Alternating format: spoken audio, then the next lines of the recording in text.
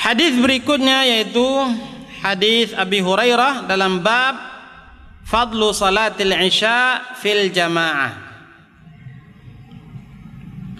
An Abi Hurairah radhiyallahu anhu qala an-nabiy sallallahu alaihi wasallam laisa salatun athqala 'alal munafiqin minal fajri wal isya walau ya'lamuna fihima la atauhuma walau habwan. Keutamaan salat isya berjamaah. Dari Abu Hurairah radhiyallahu anhu, beliau berkata bahwasanya Nabi sallallahu alaihi wasallam telah bersabda, laisa salatun athqala 'alal munafiqin minal fajri wal isya. Tidak ada salat yang lebih berat bagi orang-orang munafik dari salat fajar, salat subuh dan salat isya. Kenapa? Karena dua waktu ini adalah dua waktu di mana al-fajar orang-orang tengah tertidur lelap sehingga malas untuk bangkit. Apalagi di dalam sebagian riwayat dikatakan bahwasanya syaitan bertengger di pelupuk mata, berupaya untuk menghimpit dan mengikat seorang muslim. Sehingga di antara keutamaan-keutamaan zikir yang diajarkan oleh Nabi ketika bangun tidur adalah untuk melepaskan buhul-buhul ikatan-ikatan yang diikatkan oleh syaitan. Ini malas untuk bangun. Ini waktu subuh. Isya itu waktu di saat orang tengah mengantuk setelah lelah bekerja. Ini berat. Oleh karenanya dua waktu salat ini adalah dua waktu yang berat bagi orang-orang munafik. Laisa salatun athqala 'alal munafiqin minal fajri wal isya. Tidak ada salat yang lebih berat bagi orang-orang munafik dari salat fajar dan salat isya. Padahal keutamaannya sangat besar. Walau ya'lamun ma fihima la atauhuma walau habwan. Kalaulah seandainya mereka mengetahui keutamaan yang ada pada salat subuh itu dan salat isya, mereka pasti akan berupaya untuk mendatanginya sekalipun harus merangkak. Orang mau untuk merangkak berapa jarak misalnya, tentu karena ada fadilah atau ada sesuatu yang berharga yang ingin dia capai di sana, sehingga dia mau bersusah payah. Nah, Nabi SAW jelaskan, kalaulah seandainya seorang muslim tahu keutamaan yang ada pada salat isya dan salat subuh itu, la atauhuma walau habwan, pasti mereka akan mendatanginya sekalipun harus merangkak. Ini tandanya bahwasanya keutamaan salat isya dan salat subuh sangat luar biasa di sisi Allah Subhanahu wa taala. Bagaimana tidak, di antara keutamaan-keutamaannya bahwasanya orang-orang yang waktu subuh ini adalah merupakan salah satu waktu di mana malaikat-malaikat Allah Subhanahu wa taala kembali menghadap Allah Subhanahu wa taala. Dan ketika dia melihat seorang muslim melaksanakan salat subuh berjamaah, itulah yang akan dia laporkan ketika Allah Subhanahu wa taala bertanya kepada mereka, kaifa taraktum ibadi, bagaimana kalian tinggalkan hamba-hambaku? Mereka akan menjawab, kami tinggalkan mereka dalam keadaan salat. Ini cerita yang baik, cerita yang positif yang diceritakan oleh malaikat-malaikat Allah kepada Allah Subhanahu wa taala. Tentunya kita berharap cerita-cerita baik yang diceritakan oleh malaikat kepada Allah Subhanahu wa taala tentang kita. Alangkah cemasnya kita ketika kita melakukan sebuah kesalahan kemudian diketahui oleh kepala kita misalnya di sebuah perusahaan. Jangan-jangan nanti dilaporkannya kepada atasannya. Takut kita kalau seandainya dia akan melaporkan cerita-cerita negatif tentang kita, si fulan itu tidak disiplin, terlambat, korupsi waktu dan lain sebagainya. Ini takut kita. Begitu juga kepada Allah Subhanahu wa taala, apalagi kepada Allah. Alangkah inginnya kita, senangnya kita ketika cerita yang disampaikan oleh malaikat Allah Subhanahu wa taala tentang kita adalah cerita-cerita yang baik. Bahwasanya si fulan itu kami tinggalkan dalam keadaan salat. Ini cerita yang baik, positif.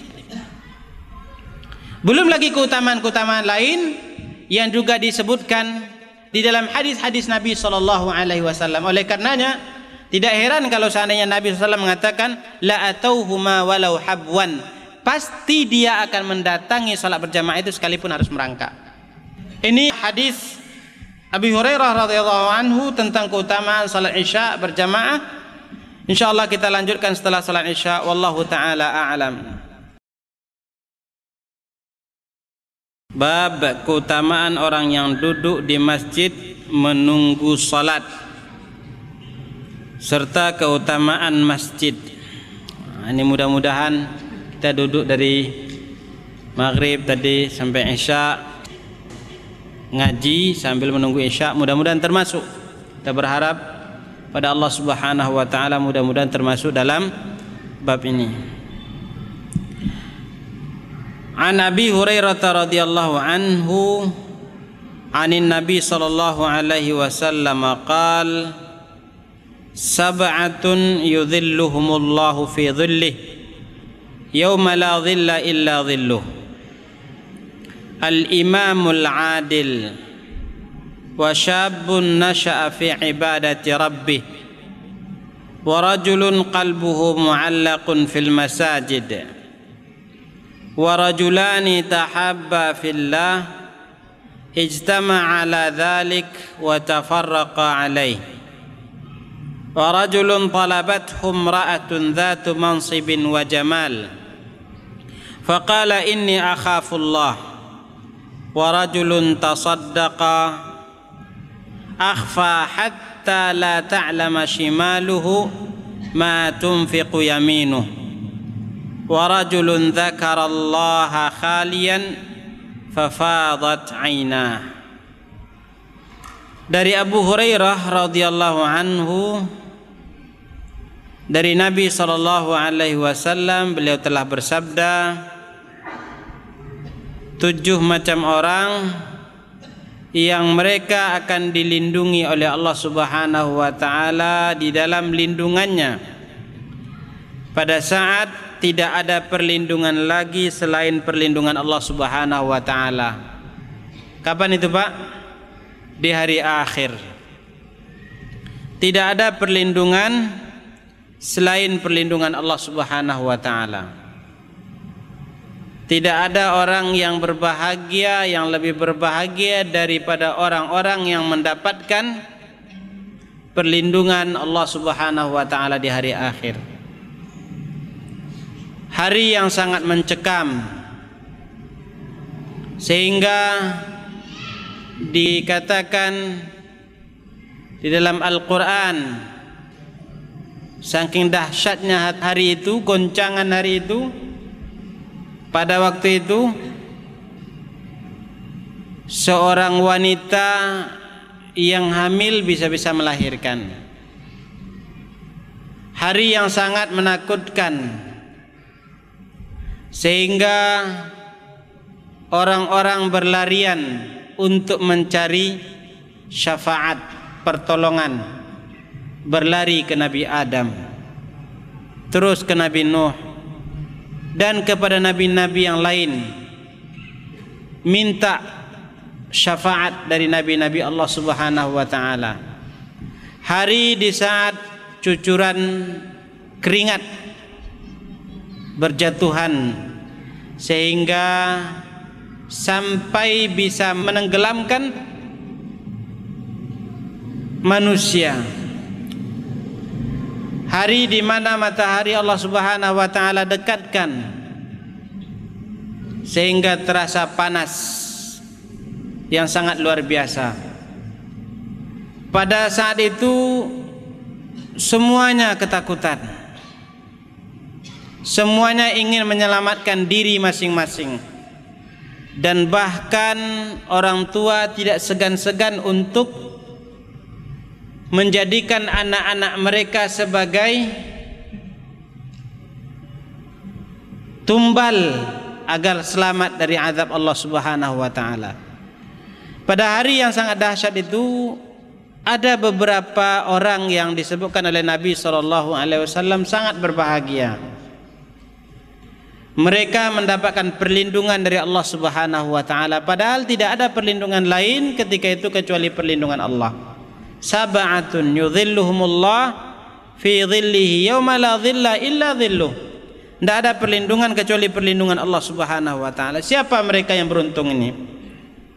Disebutkan oleh Nabi SAW yang pertama yaitu al-imamul adil, pemimpin yang adil.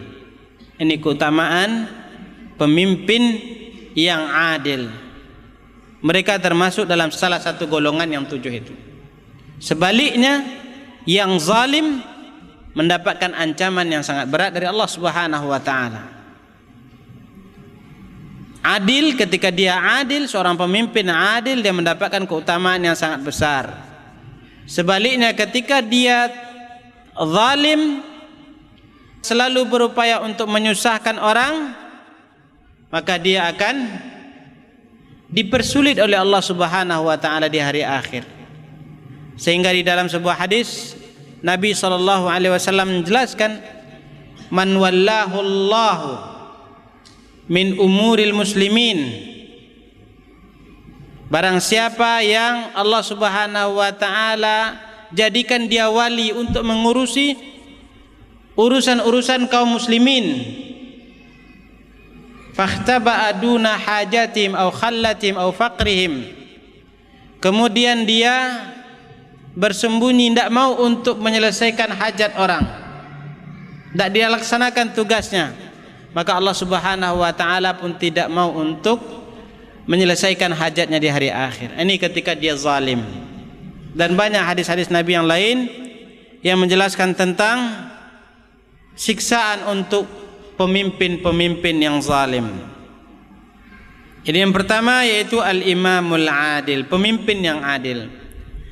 Yang kedua, wasyabun nasya'a fi ibadati rabbih, seorang pemuda yang tumbuh dewasa dalam lingkungan beribadah, dalam ketaatan kepada Allah. Dia tumbuh dewasa menjadi seorang hamba yang taat dalam beribadah kepada Allah Subhanahu wa taala. Ini dari kecil diasuh, dibina sehingga menjadi seorang anak pemuda yang taat kepada Allah Subhanahu wa taala. Ada sehingga disebutkan oleh Nabi SAW di dalam hadis ini, tandanya akan ada suatu saat akan ada orang-orang yang seperti itu.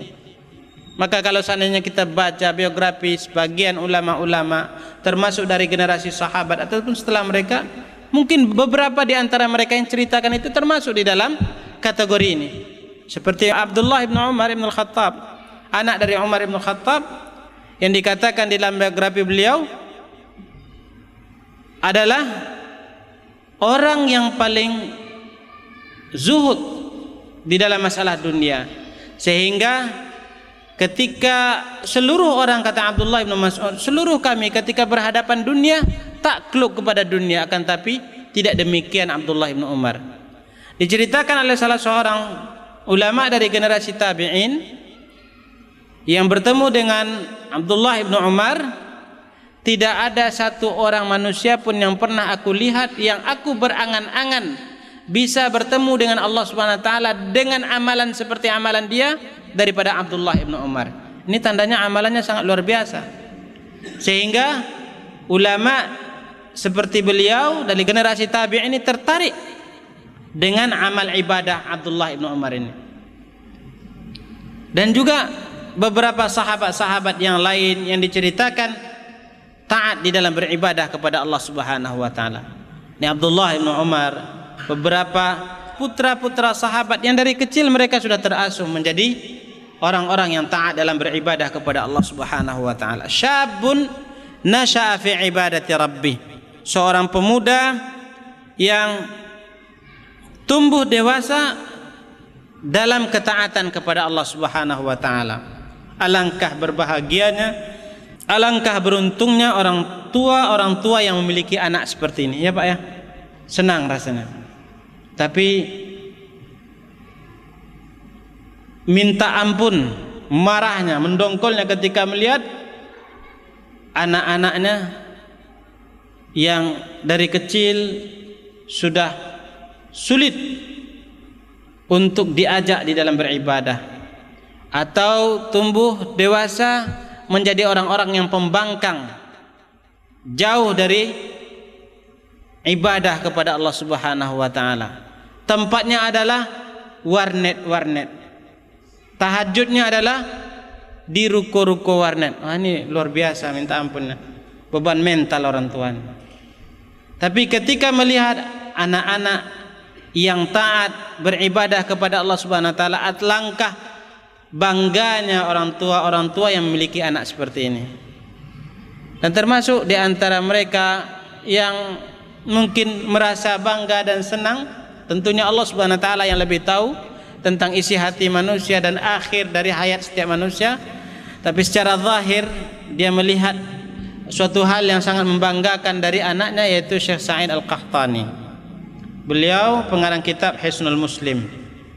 Anak beliau meninggal dalam sebuah kecelakaan, masih muda, meninggal dalam sebuah kecelakaan. Bukan geng motor Pak, bukan sedang apa racing atau apa, enggak. Keluar untuk sholat subuh bersama adiknya, kemudian meninggal berdua. Kemudian setelah meninggal itulah baru dia bercerita tentang anaknya. Dia tanyakan guru-gurunya, kemudian setelah itu orang-orang tetangga-tetangga, atau dia dengarkan komentar-komentar tentang anaknya yang disampaikan oleh tetangga-tetangga, yang membuat dia akhirnya senang, bersyukur memiliki anak seperti itu.